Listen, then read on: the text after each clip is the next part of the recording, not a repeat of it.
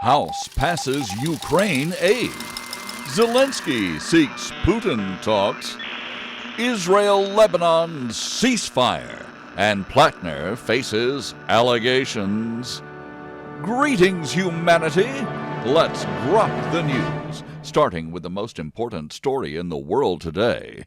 Dateline, Washington, D.C.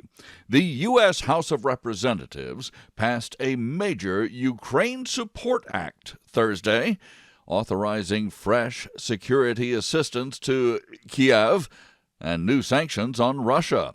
Several Republicans joined Democrats to approve the package, despite strong opposition from President Donald Trump. The vote exposed clear fractures inside the GOP on foreign policy. The legislation provides additional military and economic support for Ukraine while tightening economic penalties on Moscow. House passage came hours after Ukrainian President Volodymyr Zelenskyy released an open letter to Russian President Vladimir Putin proposing direct face-to-face talks and a full ceasefire. Zelenskyy urged immediate negotiations to stop the fighting that has killed hundreds of thousands and displaced millions since Russia's invasion began in February of 2022. Trump sharply criticized the House action as unpatriotic. The developments highlight deepening tension between Congress and the executive branch over America's international commitments. Supporters argued the aid is essential to counter Russian aggression and protect broader European security interests that affect the United States. Opponents questioned the long-term costs. Zelenskyy's letter represents one of his most direct public appeals to Putin in recent months. The Ukrainian leader called for verifiable mechanisms to prevent renewed hostilities if a ceasefire is reached. European allies welcomed the proposal while urging continued Western backing for Kiev. The Senate must still consider the House-passed measure. The cross-party House vote reflects a rare coalition at a time of domestic political division. Observers say the outcome could influence future funding debates and midterm election dynamics. This observer, for what it is worth, wonders how the House of Representatives one day can say, you've got to stop your fight in Iran, but you've got to support the fight in Ukraine. I'm Robert Gardner, using Grok each weekday to truthfully summarize the news, and I serve it up with my opinions, as you just heard. But I'm honest about it. We review a roundup of the most critical reports in the world right after this. M.S. Gardner, my wife, is author of last year's Moon Meridian Prize winner from April Gloaming Publishing, Wolf's Bane. It's a dark, serious, modern take on an old fairy tale you've never heard Little Red Riding Hood told like this. It's a page-turning Southern Gothic story for adults, and you won't be able to put it down, and it might not put you down either. It's one of those kind of stories. Wolf's Bane, available now at thecuriousauthor.com, all one word, thecuriousauthor.com, or, of course, on Amazon. Now, we grok the news headlines from around the world. Dateline, Beijing. Chinese President Xi Jinping will travel to North Korea next week in a rare high-level visit aimed at strengthening ties between the two nations. The trip occurs as Chinese authorities maintain strict censorship on the 37th anniversary of the Tiananmen Square massacre.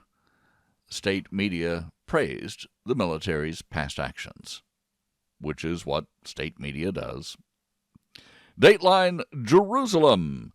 Israel and Lebanon agreed to a conditional ceasefire this week, but fighting continued as Hezbollah obeyed Iranian orders and rejected major terms of the U.S. brokered deal.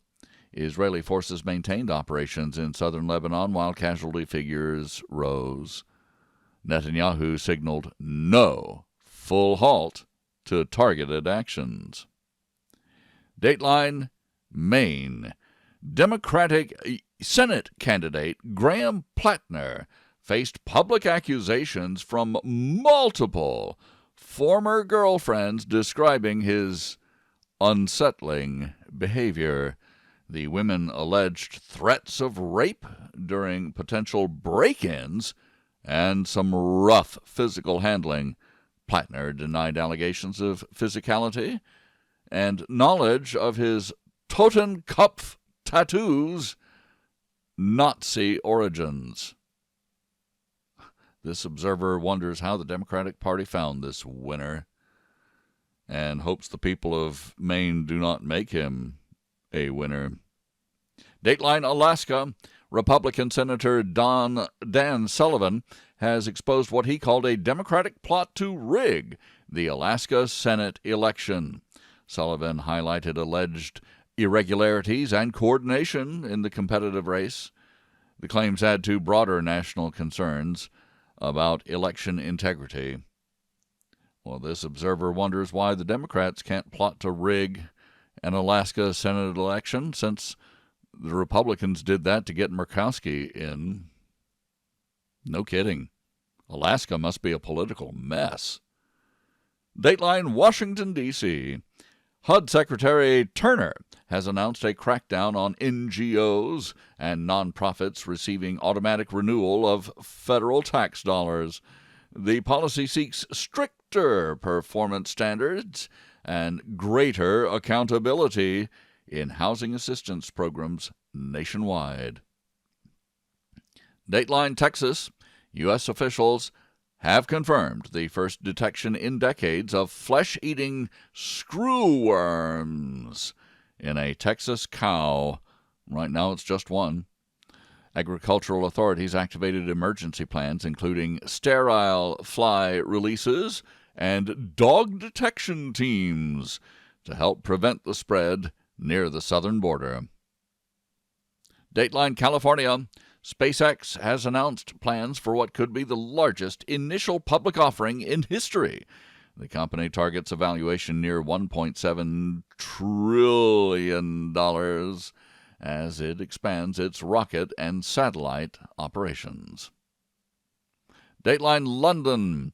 A British watchdog report revealed that Prince Andrew had been subletting cottages at the Royal Lodge property on royal land. The arrangement has raised new questions about the use of official royal residences and financial transparency inside the monarchy. This observer is not surprised at anything Prince Andrew may have done. Dateline, Los Angeles. Veteran actor James Handy was stabbed to death in Los Angeles this week. Police arrested the adult son of Handy's girlfriend in connection with the killing. Handy appeared in numerous television and film roles during his long career. Dateline, well, you've got to call this a global Dateline. Anthropic, a leading artificial intelligence company, publicly called for an immediate global pause on advanced AI development. Officials warned that future systems could rapidly escape meaningful human control through self-improvement capabilities. Well, this observer works with Grok every single morning, and even though Grok is supposedly the best and the most truthful, I have to tell you, it's tough. It wants to do its own thing. This observer will not let that happen. Dateline, Pyongyang. North Korean leader Kim Jong-un toured a newly opened nuclear fuel production facility this week and vowed exponential expansion of the country's nuclear arsenal. The announcement occurred just days before Chinese President Xi Jinping is scheduled to arrive in Pyongyang. Dateline, The Democratic Republic of Congo. The Ebola outbreak in the Congo region continues to grow despite international response efforts. U.S. medical teams have deployed to the region while local protests erupted over strict quarantine measures. The Dateline, Mount Everest. A Sherpa guide who went missing for 6 full days on Mount Everest was rescued alive in an astonishing survival story. The experienced climber endured extreme cold and high altitude without food or even supplemental oxygen. Dateline, Washington, D.C. President Donald Trump unveiled a $700 million investment in American coal production using special wartime authorities. The administration prompted expanded domestic mining as a key step toward greater energy independence. Dateline, Washington, D.C. Republican lawmakers introduced a resolution calling for the phase-out of military aid to Israel in favor of expanded trade relationships. Supporters argue the shift from aid to commerce would strengthen long-term strategic ties. Dateline is Beijing. Chinese authorities enforced heavy censorship on the 37th anniversary of the Tiananmen Square massacre. State media has highlighted positive narratives, praising the military's actions while blocking nearly all public discussion of the 1989 event. For those of you too young to remember, you may have seen the historic video of the man stopping an entire line of tanks in a parade. This observer does not remember what happened to that man. And finally, researchers announced the world's first vaccine designed using artificial intelligence. This new approach could significantly speed up future responses to emerging disease outbreaks around the world. This observer hesitates to take a vaccine designed strictly with an AI. Hopefully somebody is going to keep their hands on the wheel. And I thank you for listening. Please join me Monday to once again grok the news. I'm Robert Gardner. Godspeed and God bless.